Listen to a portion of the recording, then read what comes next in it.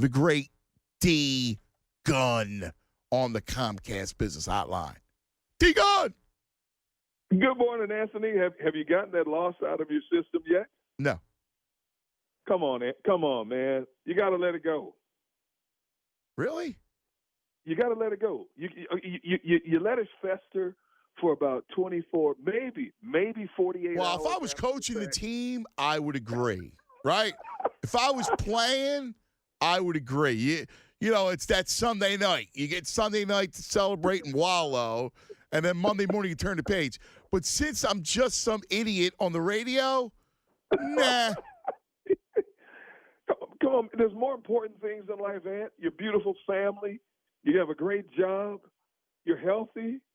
Come on, man. It's just a game. I can find stuff to say about all three of those things. Oh, geez. Are you going to be Nelly Downer all week? Well, I don't know. I'm supposed to, spin nickels on my forehead? Yeah. And do what? I'm watching the Phillies bullpen, all right? My basketball team needs a coach, and I'm watching the freaking Celtics in the NBA conference finals. I mean, yo, D-Gun. You know what I'm saying? Is there any joy in your life? No, zero. All right? Zero. Oh, man. I can't hang out with you, man. Now you're bringing me down. Well, so be it. I know I can stoke your fire. Damn right. Oh, my goodness. D. Gunner, it's so good to hear your voice. Likewise, man. Happy to be back with you guys, and even more so in an expanded platform now. Love, I have the utmost admiration for Brian Westbrook. He and I have been friends a long time. Devon Givens, I love his work. And when I initially decided to try that pregame show, I did it as a challenge to see how would it work, because I've never sat there and done a 3-hour radio pregame show. And, I thoroughly enjoyed it. I enjoyed it. I enjoyed the guys I'm working with. We're talking football. You know what I'm saying? So I enjoyed everything about it. So I'm looking forward to week number 2, and hopefully the results are a whole lot better than what week 1 was. Yeah, buddy. Yeah. Well, to your point, and you've had lots of news. You had the Lane Johnson story, and you say he'll be back. Miles Sanders back in tow. Let's go and see what you look forward to for Sunday. Regrouping and how you feel like they're going to look. Miles Sanders back, huge for the running game and the passing game in a lot of ways. If Lane Johnson's ankle holds up, that stabilizes that right side. I don't care who they put between him and Jason Kelsey. I don't care if it's Herbig. I don't care if it's just Jamon Brown. I don't care if it's Matt Pryor. Lane Johnson back, if he's 95% back, that stabilizes that right side. And especially when you got that man named Aaron Donald across the line of scrimmage from you, and he's looking for a hole in the picket fence every time that ball snaps, and that man is relentless. I feel that much better about it. Now, Carson took a beating, man. In the second half, every time he got hit, I felt, wow. I felt it. I felt bad for that young man, for what he had to go through, 8 sacks and 15 hits. So hopefully they've looked at the film. I thought Carson held on to the ball at times too much. I thought he telegraphed a couple of passes, especially the second interception. So hopefully he's learning from that and moving forward. And the sun is a lot brighter for this team. The home opener on Sunday. And we get that all-important W to get back to sea-level record-wise. So you seem pretty positive. You're not at all shaken by the loss. Yeah, they came out of the gate. I mean, come on. They had 2 guys starting on the right side of your line that had played a total of 3 games and had never started a game in the National Football League. And you sent them out there against one of the better defensive fronts in the NFL. Say what you want to say about the Washington football team as a whole. They have one of the few things they've done right is draft well in the defensive front. And they got taught a lesson. They got taught a lesson. Now we're going to see if you got Driscoll out there somewhere or Herbig out there again somewhere. We're going to see how much they improve from one week to the next. But the Rams have a good front as well. But I think that guy Aaron Donald. You ever heard of him? I just think this will be a better matchup for this Eagles offensive line this week. Yeah, I know Aaron Donald's going to get his hit. but I like this Eagles matchup offensively better against this Rams defensive front. All right. You know, I don't know. I'm trying to lift up your spirits, man. Yeah. I need to see them play. I just need to see to play a more crisp game. Like, it's amazing to me because Carson was for a quarter and a half, quarter and three quarters, was fabulous, right? Dropping dimes. I mean, he was perfect. accurate. I mean, he looked incredible. Now, I do agree that, you know, the receivers, at least on the second play, I mean, Hightower, I think, can play in the league. I like him. But, you know, these kids are green. You don't see a lot of middle-round picks who play a lot of snaps week one, especially without a preseason. You know, he's a big green, D-Gun. Hightower needs to get tougher mentally and physically. He's got to battle for the ball. What you were given in college, he's got to learn quickly that you have to earn everything you get at this level. Everybody's hungry at this level. Everybody's trying to make as much as they can as quick as they can. Everybody's got families to feed, bills to pay. See, in college, you know, once you make a name for yourself, you're a big man on campus and opposing teams respect you a little bit more. You want your respect, you earn your respect each and every week. And he's got to learn that. He's got to get physically and mentally tougher in a lot of ways. I think he can do it. I think he can play at this level. And it's only one game. And, you know, you can't emphasize enough. All of these young guys, not just with the Eagles, but across the board, they're in a crash course learning curve. You had no OTAs, no mini camps, no preseason games to get acclimated at this level. And I don't care how much you practice. You know, practice speed and game speed are a lot different. Yeah. You know what I mean?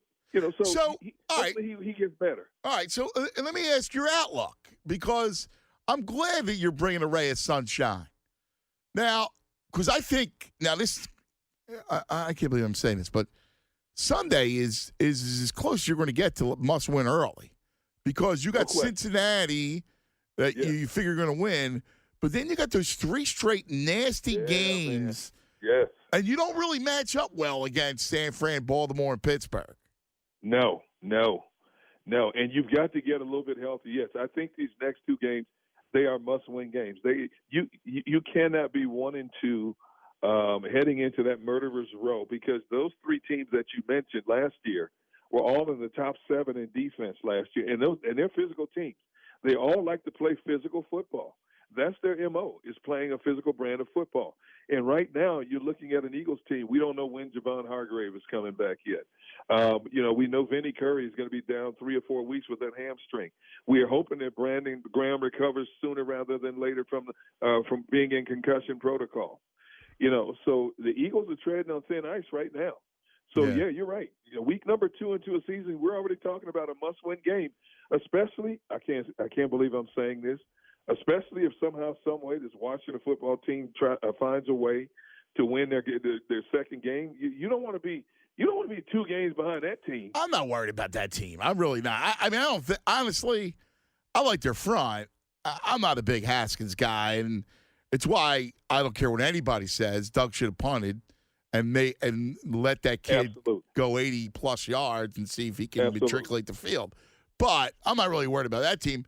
I'm worried about and I know the Cowboys lost, and I'm not worried about the Giants. But, you know, just the idea that you don't want to go through like you did the last 2 years where you need miracles to make the playoffs. No, you don't. I mean, you know, you're riding on borrowed time. You know, you can't expect luck to strike twice or 3 times in the same place every year. No, you can't do that. You got to find a way to get it done, plain and simple. You know, if you go back to the last few years when, you know, we all wondered if they could beat the Rams, you know, in crucial situations. They did it, you know. They did it. And they were depleted at the time. You know, they lost key players at the time.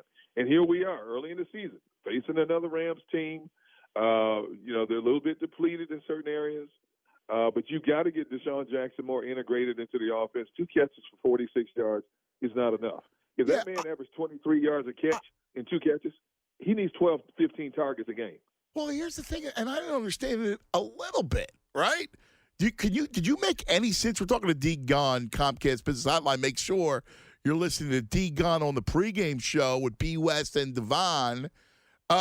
Did you make any sense of what – I mean, obviously it's some sort of load management which is ridiculous in the NFL. But, I mean, guys got to play, especially when they don't have a lot of credible receivers. Who's your move to change guy? No. You still got a speed guy, and even if he is 33 years old, if you give him time, even if they roll coverage to his side, you can't hold Deshaun Jackson forever in double coverage. Even we've seen that before. Okay, I don't want to hear any more about a pitch count for Deshaun Jackson. There's an urgency now, and I tweeted out during the game that I was told that people were wondering if Deshaun Jackson was hurt, if something, and then people started questioning him after he made the tackle on that second interception. Yeah. And I tweeted out, I'm told that there's nothing wrong with Deshaun. And of course, then people say, I don't know, Derrick Gunn, look at his body language. And then of course, on Monday, Deshaun tweeted out, I was not injured. Okay? Right. So now, what's the problem? You know what he can do. He has a body of history and a body of work with Carson Wentz.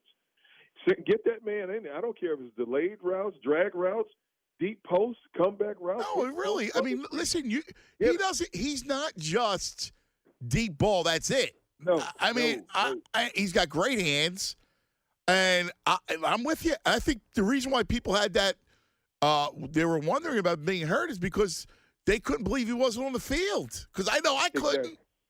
I couldn't either. I just did not understand that. And I kept asking people, is he hurt? No, he's not hurt. He's not hurt. Mm-hmm. Okay.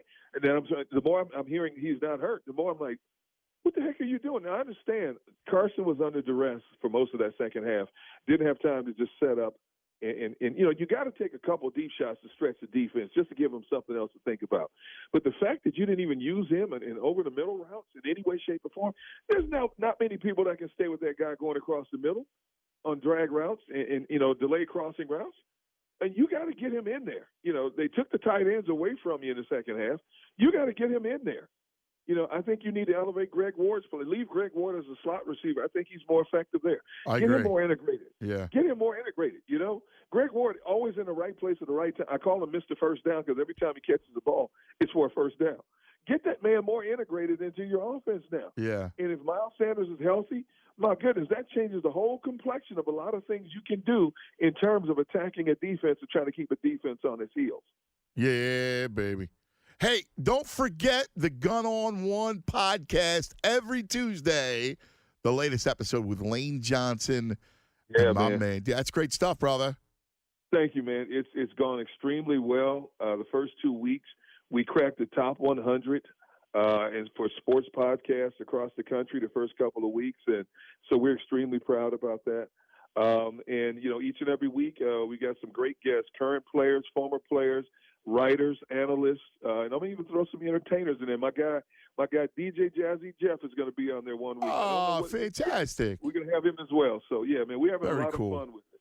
Yeah. Listen, that's awesome, and I look forward to talking to you again every Thursday, my brother. So, listen, good luck and good stuff, and I'll be listening on Sunday morning. I appreciate it. And one final question to you. Are you feeling a little bit better now? Did I help you feel a little bit better? Is the sun shining a little bit brighter right now? Okay, so I'll answer that. Are you pitching for the Phillies bullpen? You know what? I'm done with you. That's it. There's nothing I can say that can help you right now. I'm done. Have a great day, my brother. Thank you, buddy. You do the same, man. See you, buddy. There you go on the Comcast Business Hotline. Anthony Gargano, weekdays from 10 to 2.